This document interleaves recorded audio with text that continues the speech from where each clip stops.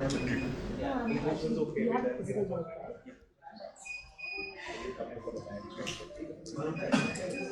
No, no, I just go first and then it's easier because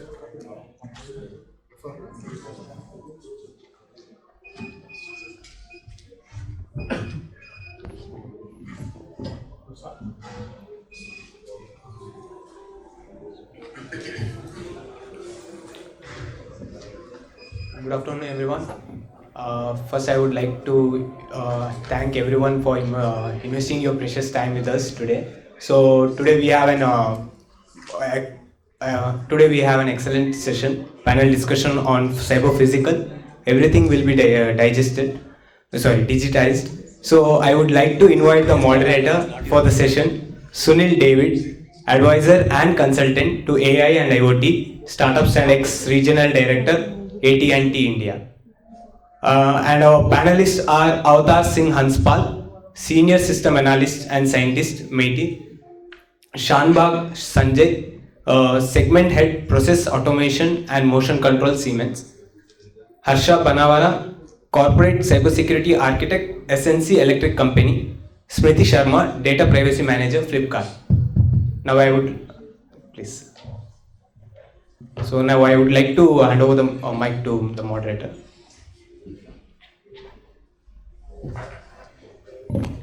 thank you, Jay Shankar, for that introduction. I request all my panelists to please come and take their seats.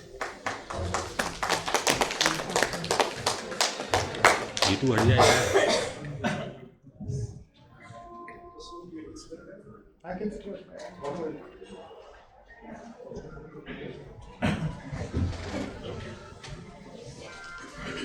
Okay, so good afternoon, everyone. Good afternoon.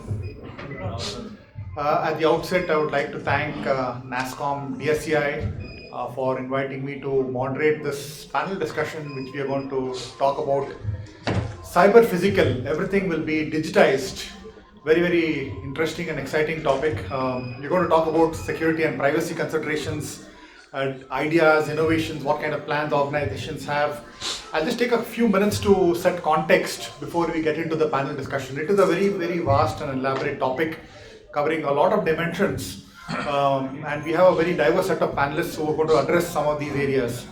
I just wanted to start by talking about how we have seen this whole digital evolution playing out over the last 3 years, especially post-COVID. Most organizations had no choice but to fast forward and compress their digital transformation initiatives, get it done in shorter periods of time, right? They had no choice but to do it. And we have also clearly seen the lines kind of blur between the physical and the digital world, right? So all of us are used to this term called phygital now. And all this has been kind of powered by a number of technology trends that we have seen. Number one being that we've seen a lot more adoption of cloud.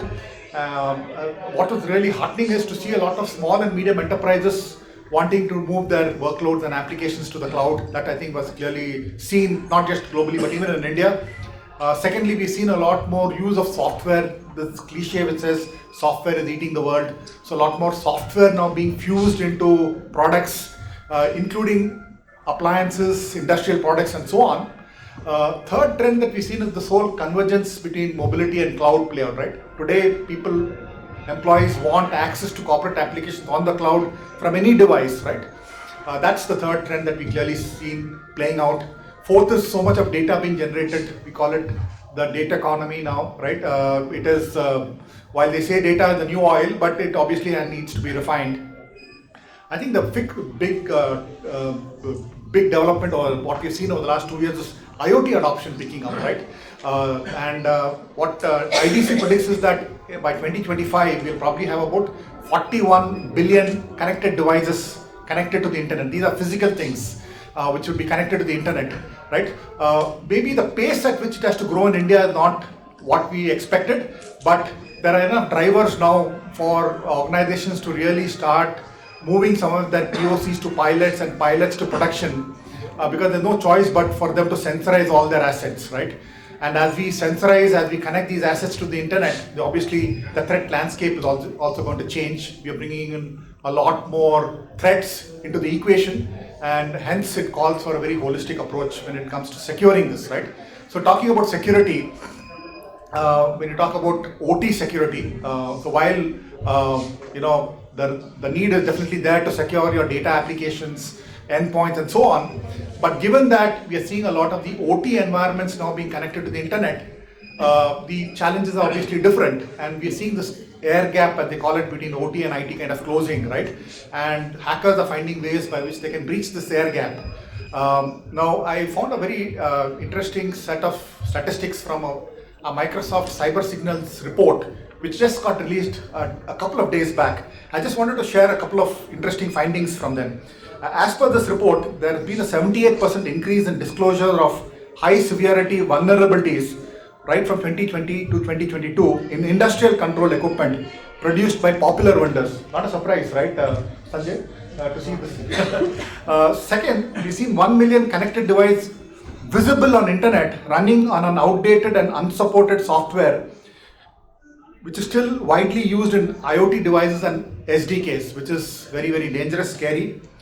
Identification of unpatched high security vulnerabilities in 75% of most common industrial controllers and customer OT networks. Now, this is all very, very scary, and what is really needed is to see how one can not just secure the IT environments but OT, and that calls for securing obviously your industrial assets, securing the data, securing the networks as well, right? So that there are enough and more challenges to deal with, and to discuss and debate this topic, I couldn't have asked for a more diverse panel, because we have two representatives from the industrial side, we have someone representing the government, and we have Smriti representing the e-commerce segment. So on that note, I would like to now proceed with the panel discussion.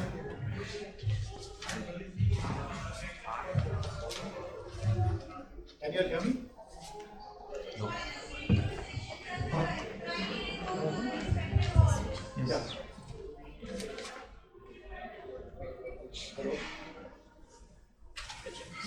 Can you hear me? Okay. So let me start by getting in Smriti. So Smriti, you come with a very diverse set of experiences, right? Having worked with large system integrators before. You also had a stint in the banking industry, now working for a large e-commerce player. So over the last 10 to 11 years, as you moved from one industry to the other, you obviously seen a lot of trends as it relates to cybersecurity, right? Threat landscape has changed so much. Your views on your experiences so far, Smriti? So thank you so much, Sunil, for this question. And am I not audible?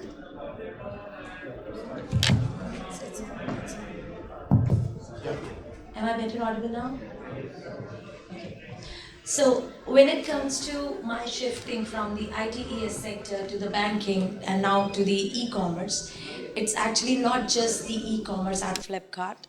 For those who are not aware of it, Flipkart Group also hosts the ClearTrip platform, which is a travel platform. We recently acquired Sasta Sundar, which has now got rebranded as Flipkart Health Plus.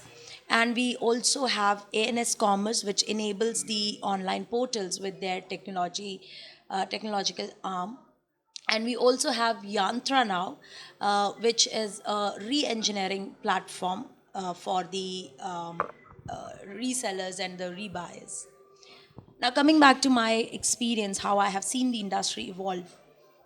When I was with the ITES sector, things were little easy. Reason being, the assets we were supposed to safeguard, the assets we were supposed to protect were not ours. They were of the client. And as it is termed in the GDPR, the processor acts as per the instructions and the directions of the controller. Hence, ITES sector was at a little lesser risk. I'm sure there will be a lot of debate on that aspect as well, who is at a lesser risk and who is on a higher risk. But when I moved to the BFSI, which is a co-regulated sector, getting regulations not just from the IT industry, IT regulators, but also from the BFSI sector regulators, including RBI, the the challenges were high. because banking sector not just hosts the data of Indian citizens but also of the citizens from across the globe. So not just from the cyber security perspective but from the privacy perspective as well, we had a lot of challenge because there was on one hand GDPR, there was Australian Privacy Act, there is Singaporean Privacy Act, then they had because I entered BFSI when Brexit was happening. So UK GDPR also came into the picture. Then there was CCPA in the Californian districts. That's how I have seen the BFSI evolve. Now coming to the e-commerce, Flipkart focuses entirely on the Indian market, where we all are aware that there is no dedicated privacy law. IT Act provides some kind of coverage to the um, uh, controls and the cyber space. So, not speaking from my organizational point of view, but in a generic way, that when you're working for an organization which is very focused on the Indian markets, challenges sound like they are not that high, but actually the challenges are higher because you have to play around the compliances in an unregulated manner to demonstrate you are regulated and you have complete control and safeguard on the processes and practices of your organization. So that's how my experience has been so far. Okay, thanks, Priti. So it's very interesting when you said that as you moved from the ITS industry to banking and to e-commerce, the complexities actually increased. Right? Very, very interesting as you said that from a cyber security perspective as well as from a data privacy perspective. So I'll come back to you later, Smriti, but let me move on to Avtar Singh. So Avtar, again, when you talk about cyber security, and if you really have to address these challenges, which are global challenges today, it calls for very close cooperation with all stakeholders, right? We need industry, we need academia, we obviously need government support, right, in terms of governance framework and so many areas where government can definitely help. But I just wanted your perspectives as we talk about this whole topic about cyber physical, everything being digitized, data privacy and so on. So your views on this, Avtar?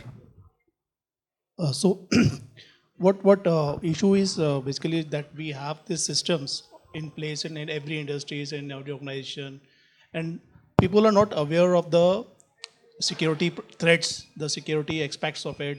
They are just overlooked it. They are just overlooking this cyber physical asset. So basically, the first thing what I think that there is a three-step process to identify and protect this threat. The first step is to first detect the assess it. Assess it. First is the assessment. So assessment, you need to first identify the assets. What are your assets? What is the physical system is already placed in your system, and you have to bring it to your critical, whether it's storing your critical data or not, and depend on that the critical level, the severity levels. You have to first assess that whether this want the security or not. Everything or layer security was first layer security was some devices need some extra layer of security. So first you need to assess. So the assessment part is not done by most of the people, because the assessment is not done, then these devices have not come into picture and the security has never been looked. So first step is assessment, obviously, and the second is obviously detect the security risk, the vulnerability, the VAPT. You can go the way with VAPT and then detect the vulnerabilities in it, detect the exploitable threats that can be harmed your system. And after when you have move to these two steps, then you can go with the third step, that is the protect. And there both or the government also can design a framework for it, or even the manufacturers that build these devices or build these systems, and the industries that are using the system, they can collaborate and make sure that all the risk has been covered and protected by either by the protecting it, either designing some framework, some policies are there, some least privilege access will be there, everything, the segmentation is there, there are various strategies. So this is what we have to do. Right. So I think good points. Assessment, detecting, and protecting. But how about predicting? Would that be the next logical step to go to, so that you can actually predict cyber threats? Yes, predict is also there because as you already told that the number of devices are increasing and increasing and then exposing to the internet. the first thing when number of devices exposed to internet, the number of threats already increased. So this is we have to predict the number of increasing threats. Already the threat actors has already been means they have been upgraded themselves. So we need to upgrade also. Right. Thanks, Avtar. Let me move to Harsha now. Let me get the industrial experts now into the discussion. So, Harsha, you represent SNC Electric Company, an organization that is the leading provider of switching protection and control solutions for electric power systems for your customers. Now, specifically within your own organization, as you manufacture all this for your customers, what kind of security steps have you all taken to secure your own assets within your factories, within your offices? So, from your internal standpoint, can you share, Harsha, for the audience? Sure. Thanks. Thanks for this panel discussion, and thanks to DSCI for providing the opportunity. First thing that we have to realize is the difference between the IT and the OT sectors, right? Because coming from prior to SNC Electric, I was with Philips, and prior to that with Schneider Electric. So my experience has mainly been in the industrial control sector or OT sector. So the traditional mindset here, because the longevity of the products is long, and back then security was not a big deal. Nobody thought that these devices would be connected to the internet in the first place, let alone getting hacked. So they have, in fact, if you look at some of the protocols, the traditional industrial control protocols, they send it via plain text, right? So they are not encrypted and things like that. So they have very little security features by themselves. So one thing was to do a complete changeover from a security culture, right? So the mindset has to completely change. So that was the primary thing, right? So which means that there is a lot of knowledge that needs to be gained and then trained and shared among ourselves, right? So having that is one. And then looking at how we secure our assets, there are a couple of different things, right? One is the products that we manufacture. So traditionally, for example, as Sunil said, the products that we manufacture is sold to the electric utilities in North America, and the utilities themselves in North America have very strict regulations in place. So, even though the regulations are for the utilities, the products that we buy or that we sell to the utilities also have to have certain basic level of cybersecurity. So that is one thing. For which we have to definitely we are implementing the security development lifecycle, which was pioneered by Microsoft. So from the requirement stage all the way through decommissioning. So we have an internal process that we go through for building our products. Then cyber securing our assets, which might be our manufacturing facilities themselves, or the IT resources that we use as employees of the organization. So there are a couple of different things again around that. One is to use trained and tested formulas, such as going with big vendors such as Microsoft, right? So we are heavily into Microsoft. So we use a lot of their services and products.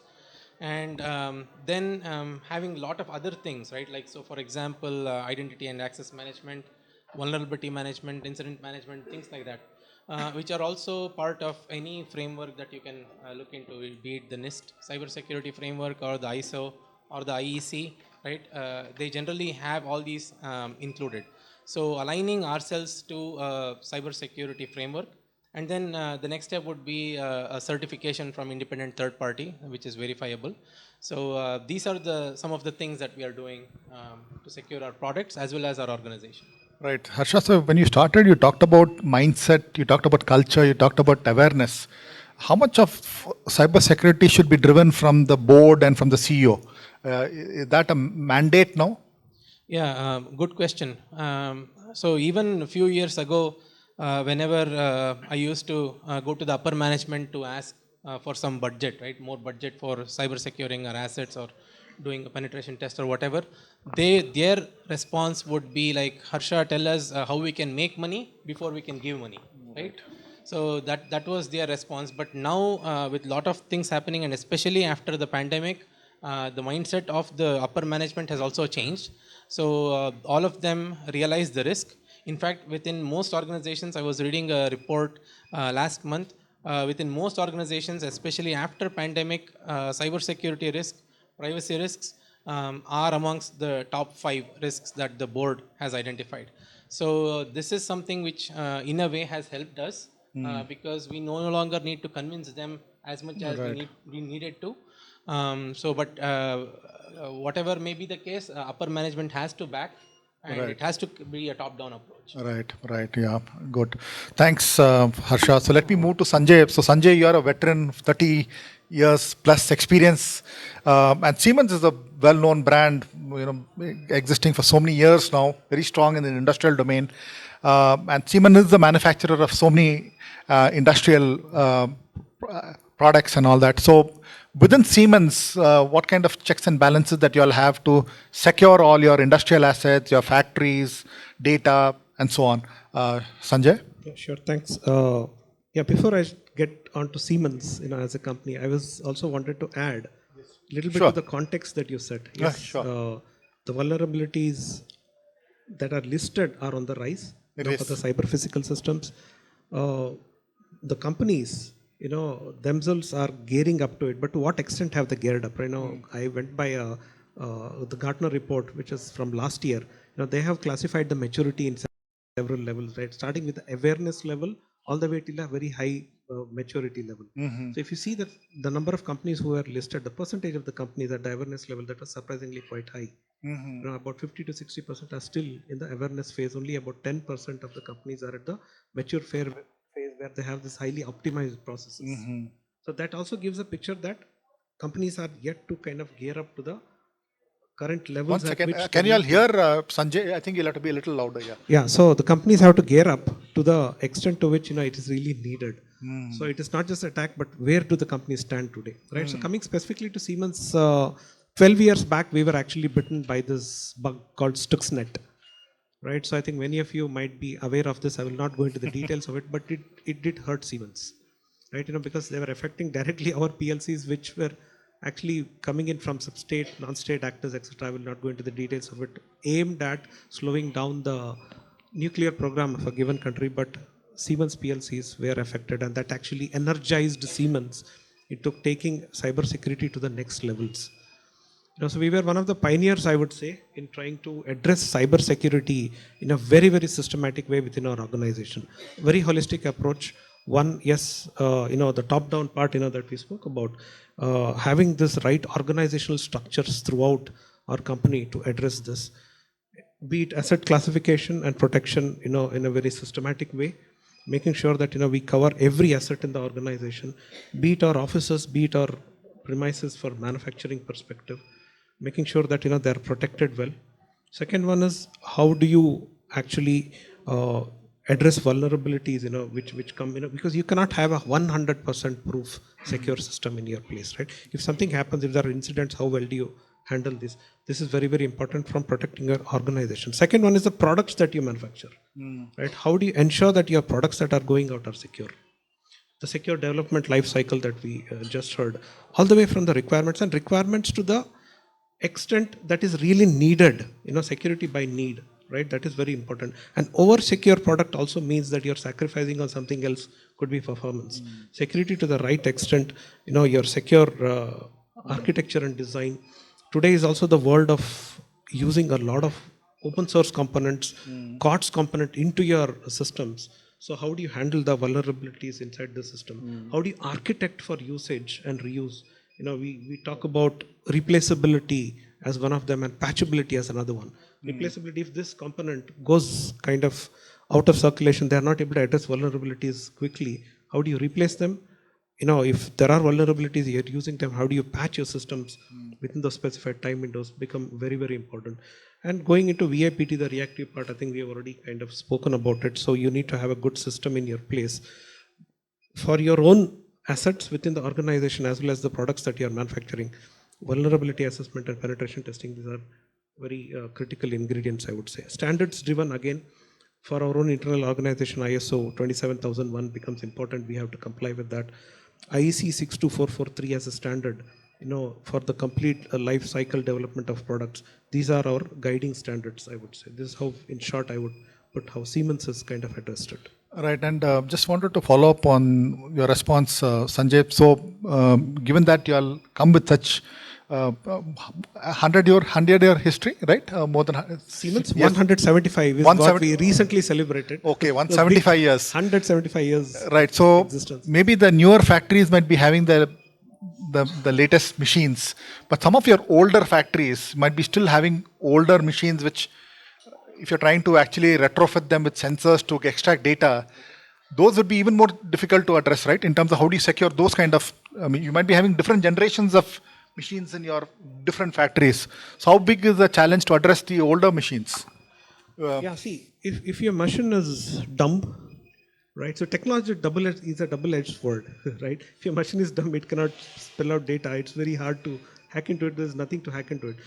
So how do you bring this onto the digital forum, right? There are gateways which are able to kind of address that. But then these gateways become the vulnerabilities. You have to start addressing, and how do you protect those gateways? So this is how I would say I would answer it. But yes, there are legacy systems which need to be upgraded. But when upgrading, you really need to care to see that your this IoT gateways etc. are secure. Okay, thanks. So let me get Smriti back. Smriti, Just wanted to. oh, sure. Go ahead, Harsha. Because SNC is 110 years old, so it's not as much as 175, but we still have a lot of legacy systems, okay. right? The way we have done is one to realize that there are legacy systems, because what happens is most of the time it is always forward-looking, right? Because we look into procuring newer systems, never look into existing ones. So network segmentation and isolating them, and also allocating sufficient budget going forward so that it gets upgraded, right, and brought to the current generation. So that's something Okay. that we've done. Okay, great. Thank you. Moving back to Smriti. So Smriti, today metaverse is the buzzword. Everybody's talking about the metaverse. In fact, before lunch, there's also one panel focused only on cybersecurity as it relates to metaverse. Now, your general thoughts in terms of how security can be addressed in the metaverse, given that people now can have their avatars of themselves on the metaverse. There's a possibility one can alter somebody's avatar. Identity is the issue, digital identity, data privacy. All these are big challenges as we talk about metaverse. So your views on how do we address cybersecurity when you talk about metaverse, Smriti? So, metaverse is not a new word, I would say. It was first coined in early 90s, somewhere in 91 or 92. 92. There was a novelist who coined this term metaverse. Neil Stephenson. Yes, thank you for bringing that up. And since then, the technologists started developing it in the real time. The fiction novel, when it turned into a reality, was like something that we had seen in our fairy tale stories, bedtime stories, we have heard it, and now it is a reality. Now, the challenge over metaverse is everyone is talking about metaverse, everyone is experiencing metaverse, whether it is via Meta, the former Facebook entity, or it is via the most recent Flipverse, which is on your Android Flipkart app, or some others as well. I'm just promoting my organization's capabilities. Challenges are high. And I mean it, because the technologists, the developers, they think we as compliance professionals, security professionals, privacy professionals are a hurdle. However, there is a reason we are termed as business enablers. If we as compliance professionals, security professionals, privacy professionals, we are working good, that means our organizations are not facing any litigation challenges. That's how I place my work. That's how I put the KRAs or the KRIs to my work that I perform at my organization and my team does. Now, coming back to the challenges, we all know that the privacy laws are regulated by the territorial scope. whether it is the residency status where the data is collected or where the data is being processed. When it comes to metaverse, the metaverse is platform hosted in a server which is probably located in a location, let's say in Europe, but the users are spread all across the globe. Now, which privacy obligation should I adhere to? Should I go by GDPR because my platform is hosted in EU? Or should I go by the CCPA or the Australian Privacy Act or the latest Middle Eastern Privacy Acts that are yet to get implemented from next year? That's one challenge. The second challenge that comes is which privacy policy to adhere to? What privacy notice should we give? Should we include only the demographic data or should we include the biometric data? Because in a metaverse, your each and every aspect of your facial recognition is getting captured. The senses are going to capture the surroundings as well, so as to inform you that there is a hurdle, you should not fall down, you should not get yourself hurt. Or should I mention broadly your PII and your SPDI will be captured? So these are the basic challenges, the basic aspects of privacy that are getting faced by the metaverse developers and the compliance specialists like us who are supposed to advise the business on how to protect it. Another challenge from security perspective that I see is whether the controls should be implemented by the developers of the metaverse or by the platform hosting organization. That's about the security controls. Now comes the user.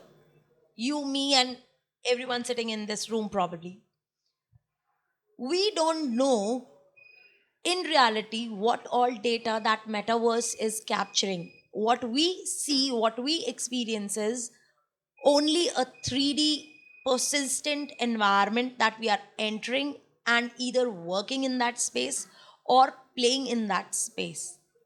So we as users also need to be cautious what all personal data we are going to give access to in the metaverse. So that's the major challenges that I see from privacy and security perspective. So Smriti, what would be the legal recourse for someone whose avatar has got altered, whose identity has been stolen on the metaverse? What can I say if I had that situation to deal with? What are the legal recourse can I take? So, Sunil, as I said, the regulators are still trying to find ways how to, which regulation and how to cover it. But in the current scenario that I can suggest will be identity theft only. The recourse that is available in the identity theft scenarios under the CRPC, these can be evoked. Apart from that, I don't think we have any dedicated regulation that can control. All right. So I think it's still early days and metaverse use cases are still evolving and it will probably take maybe 4 or 5 years or even more before we'll probably see a lot and more. countries like India where the Data Privacy Act, dedicated Data Privacy Act and the Digital Act is still under discussion. Yeah. I think we have a very long way to go to figure out how the metaverse needs to be regulated. Because metaverse is not just the metaverse itself. There are the non-fungible tokens, Yeah. the NFTs are there. Right. Then there are cryptocurrencies are also a part of the Web3 ecospace. Yeah. So there are lots of things over there. Right. Thanks, Priti. Let me move back to Avatar. So Avatar, in your current role, of course, you have a big data center that you are trying to ensure it's always secure and all. And we are actually seeing this whole proliferation of data centers in India, right? I think one very noticeable development was in the budget this year, government announced that data centers would get infrastructure status, which means that they would get loans at lower rates. So that will probably we'll see a lot more interest in building data centers. Now, as we see this whole mushrooming of data centers, and as we have more data stored within the boundaries of India, data privacy and security of individuals becomes very, very important. So your views on this in terms of, one is overall data center security, how one can ensure it, and also data privacy and security of individuals specifically. First, I would like to answer some questions. I don't do some points to that Nitya's gathered. Like which data has to be secured and which data need to be in privacy or which data should not be there. So there can be two sets of data. Like you may think that it cannot be relevant. Like one set, if you're looking for the one set of data, it cannot be relevant, and if the another set is not relevant, you may say that the privacy is not applicable. But what happens is if you correlate the data together, then it may be relevant for some person that can be accessing it or analyzing it outside. So that is, you don't know the which data can be harmful or which data can adhere to privacy. So what should be there to protect the privacy? It should be blended with obviously the physical security, all the security aspect that we have already discussed that should be there. But first the user should be aware and should be transparency that which their data is, how the data is moving, how the data is being shared by the person who is collecting data, by the devices that is already collecting the information and sending to the various clouds and various servers. So that needs to be that will be moving to a controlled manner. That should be first transparent, and then it should have control of the user, which data to be shared, which data to not be shared. If user should have the right to delete the data also, that's what we can be incorporating in the next year Privacy Act also. So that's what the concept should be. And the security aspect should never be ignored because being the data center, there's big data stored in there. And if the security aspect is ignored, then it will be a big loss of data. So the security aspects, there should be like you're saying that when they demand a budget of security, it's like this is just the expense. Nothing, the profit is not coming out of it. But the fact is, the impact when the risk, when they happen an incident, when realize that what risk you are offering when you're not protecting your data. Right, and Avtar, as far as data consent is concerned, as it relates to personal data, I think it's very simple, right? The more personalization you want, the more you give more of your data, right? So I think at the end of the day, it's the individual's choice, perhaps. Or what do you think, Smriti? It's the individual's choice, right? Exactly. It's their consent. It's up to you to decide how much of data you want to let go on. True that, and unless we give that consent power to the user, that innovation, that development of technology, that introduction of new technologies is not going to be entertained, because now the users are getting aware. I remember when I was when the Aadhaar judgment came in, Justice Puttaswamy judgment came in.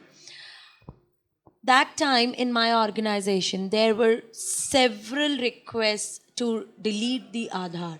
Thankfully, the Aadhaar Act came and it was, supplemented that to not just get the government subsidies, but also to avail various government benefits like PF, income tax processing and everything. The organizations need to have the Aadhaar card collected and stored. That's how we could, suffice ourselves and protect ourselves. But yes, coming back to the end user is getting aware, whether regulators and other stakeholders believe it or not. Right. Thanks. Let me move to Harsha again. So Harsha, your clients, you said North America, South America also, and even Europe. And talking of Europe, that brings it to its own set of challenges, right? As you sell your products into Europe, this whole GDPR comes into equation. So how are you ensuring that as you sell your products, especially in Europe, and especially as it means compliance with GDPR, how are you addressing that, Harsha? Yeah, sure. So again, multiple things. The first thing is whenever and this is kind of like a generic thing and applicable to all organizations, right? Whenever we are collecting data of our customers, the first question that we need to ask is it required in the first place? Because if it is not required, if there is no legal requirement, so there is no basis for us to collect the personal data. So that is one. So we as SNC, we do not collect data that is not required. Two, we do not sell the data, because that is another mechanism wherein a lot of organizations tend to make money, right? Like the Googles, I mean, I don't want to name them, but that's the reason Gmail is ad-free. So things like that, right? And then the next step is to identify where the data is. So unless and until we know where the data is, we cannot secure it. So the identification, data mapping, right? So how is it interacting with other data? Where is it, which geography, right? So having a data map. And then comes the classification and labeling, right? So with each set of classification and each set of sensitivity, you have a certain type of encryption or any security mechanism. Because the way I see it is, security and privacy are two sides of the same coin, right? So, but you need to have these security mechanisms in place to make sure that the data that we collect is secure, and that there is a trust that the customer builds upon us as an organization, right? So those things, and of course then you have all these regulations in place, such as the GDPR, for example, and in US you have the CCRA now. So these regulations also come up with, if you were to look at them, while there are differences between, say, for example, GDPR and CCPA, there are a lot of commonalities, and the basic steps, right, the 6 or 7 principles in GDPR is also applicable across. Like if you were to even take the APEC privacy framework or the FIPP, Fair Information Protection Principles, right, they all have these 6, 7 basic tenets. Also the privacy by design concepts, right? So these are incorporated holistically throughout the life cycle of the product, and especially data erasure, data deletion is concerned, having a mechanism. Again, these are things which are actually mentioned in the regulation itself, that there has to be a web page or a portal wherein the customers can request the data that needs to be deleted, and also have a toll-free number, right, so that they can raise a request and track it. So these things are being done, and I think these are going forward. The number of regulations will increase, whether people like it or not. Data privacy regulations will increase, and a lot of them tend to align with, which is actually a good thing, tend to align with GDPR, which is the gold standard. For example, a lot of other countries, aside India, because this has been dragging on for many years now, Brazil passed a privacy regulation a couple of years ago, which went into effect last year, which is modeled on GDPR. In Canada, for example, they have this PIPEDA regulation, which has been existing for a couple of decades now. They are revising it in order to align themselves to GDPR. In Quebec, in Canada, they passed a law which is aligns with GDPR. So the more and more we look at nations and regions globally, the more they're kind of like getting harmonized, which is a good aspect, right? If not, then as organizations, we do not know, or we cannot cater to hundreds of these diverse requirements, right? So that's another good thing that's happening. Right. So Harsha, a quick follow-up question. It'd be great if you can come up with a brief response. But as you try to integrate security into your products, and as you have to obviously comply with all this GDPR, etc., that would mean there would be extra cost involved, right? So how do you balance performance, security, and at the same time trying to offer something very affordable to a customer? How do you manage that? So one good thing is, definitely there is a cost in the field of cybersecurity and privacy. That nothing is cheap, right? So and we all know that. But the good thing is, once we do this, it builds a strong foundation, right? So creating a master set of requirements, for example, for a set of family products, you can reuse the same set of requirements, for example, for the next iteration as well, right? So having this basic foundation is key, and that is where we need to put in a lot of effort initially. But once we are done with that, it eases Okay. a lot. Right. For us. Right. Thanks. Let me move back to Sanjay. So Sanjay, Siemens, different lines of products, customers pretty much spread across the world, and trying to fuse security or integrate security into so many product lines is not an easy thing to do, right? I mean, how are you managing, especially for your customers, ensuring security? Absolutely. just to add to the last question, right? The cost, right? There is a cost of not doing something. Oh, Right? yes, You always have absolutely. to weigh against it. Yeah. People who have really felt the pinch, they would know what is the cost of not doing. Yeah. But at the right, And that cost can be very severe, right? Absolutely. Imagine a brand's reputation getting damaged if they know that they have been compromised. yes, and also for our clients, Yeah. right? For example, if there is a breakdown, cybersecurity related breakdown in a car plant, in an assembly line, do you know the cost per minute?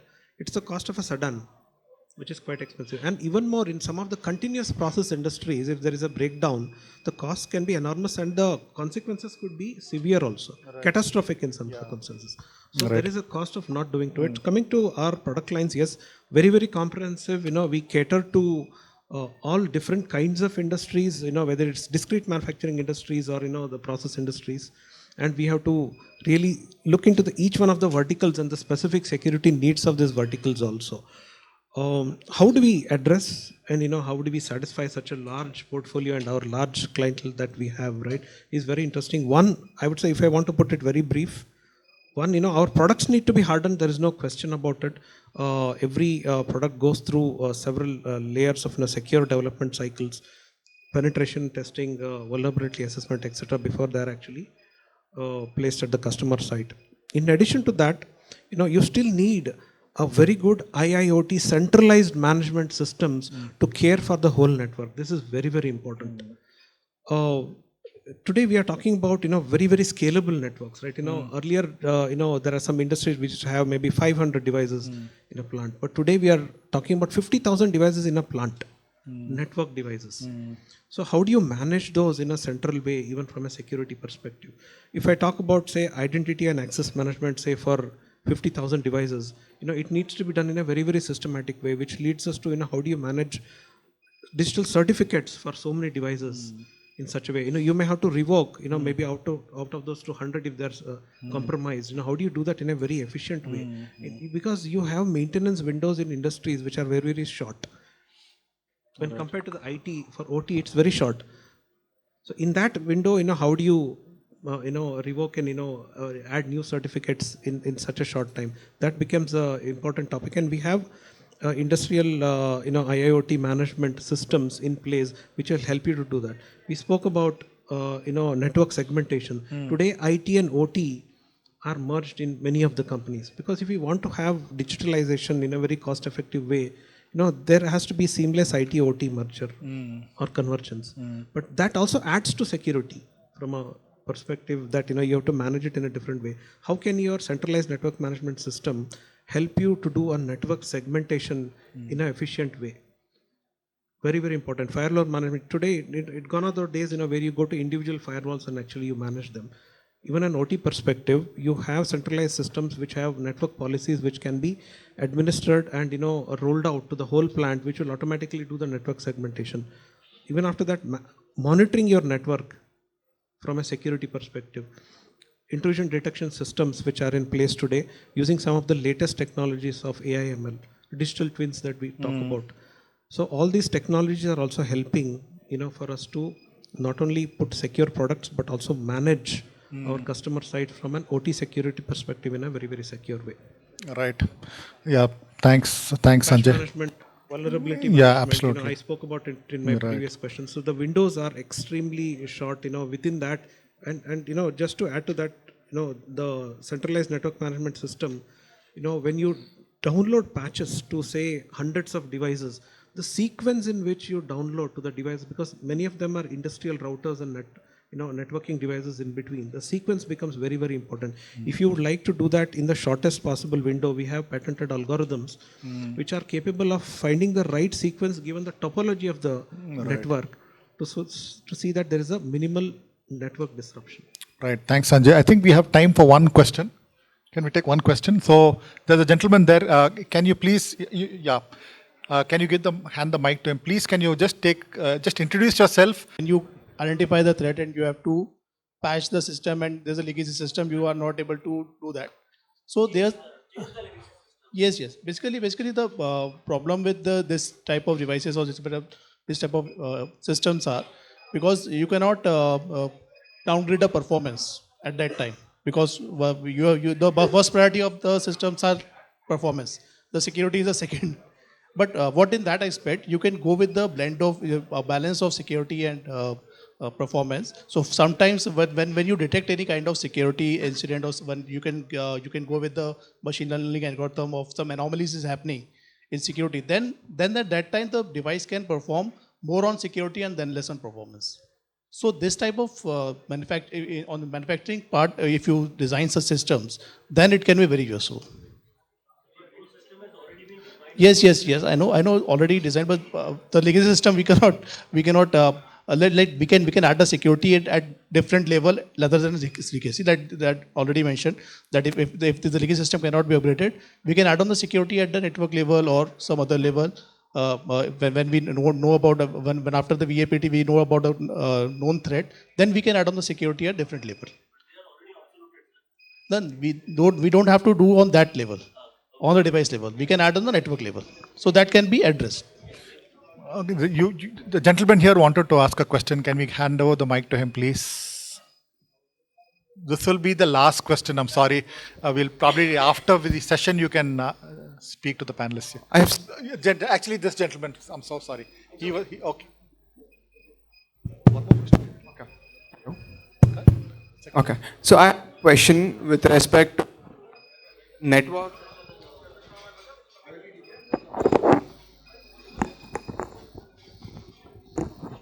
I'm audible. Yeah. So I have a question with respect to business networks. Now that we have been talking about industrial IoTs, the IoT which are placed in industries, I think a lot of IoT devices have been introduced in your business network, and very recent ransomwares that we have seen, the ingress points are IoT devices. Though with VAPT, I think we all consider that we are safe with our IoT devices, but I don't think that's how it is. So I want to know your take as to how we are dealing with our business IoT network.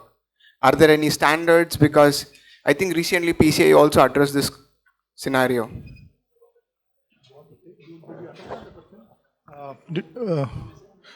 Who addressed it to who are you Yeah, addressing? I think Sanjay or anyone, they might be Sanjay, able to answer it. Yeah, so I come from the industry, and I can tell you about the industrial standards IEC 62443, etc., which are predominantly to care for the cyber security of the IoT, industrial Internet of Things device. But however, pretty much the same thing can be applied, to the business side also. Eventually, it is security, right? Whether it's in an industry or when it comes to the business side.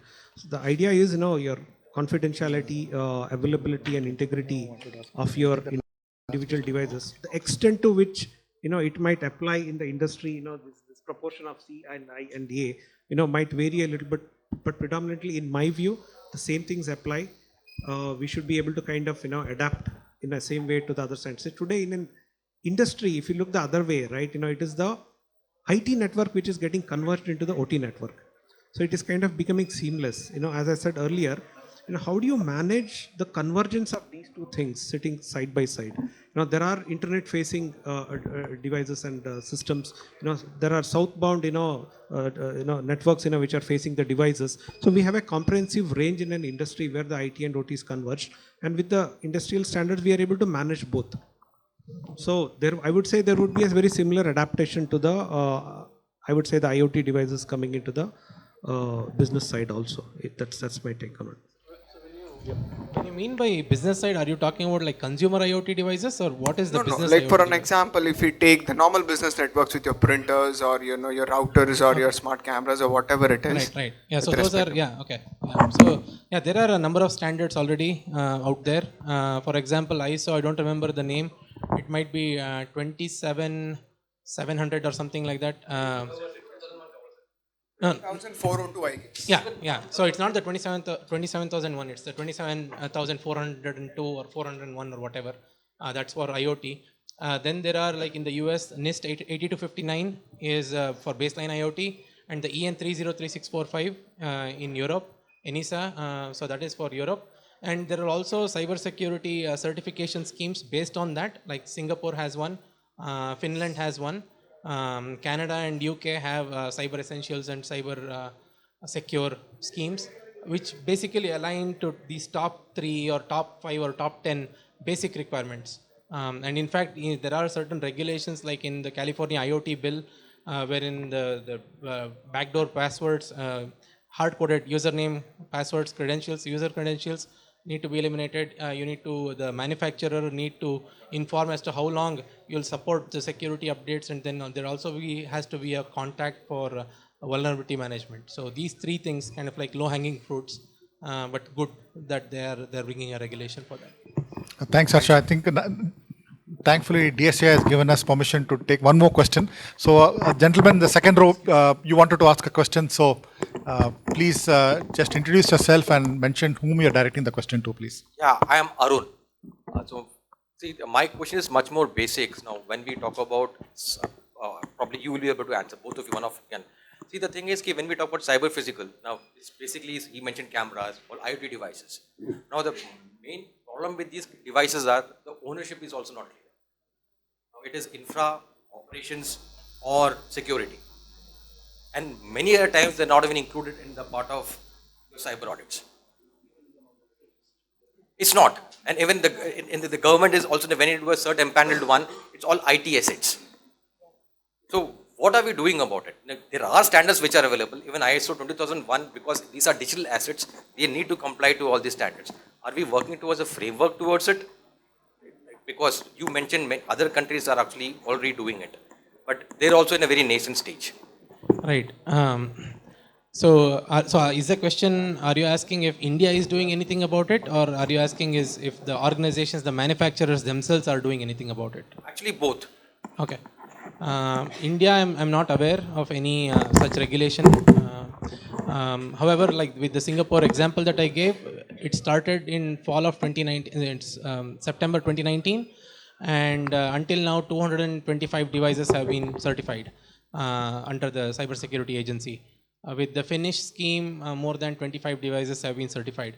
So it is gaining traction. Remember, these are voluntary, right? So it's not a regulation. So this is voluntary because cost is always a perspective, right? So even if it is mandatory, people are not doing it. If it is voluntary, only people that have the liking for it will probably do that.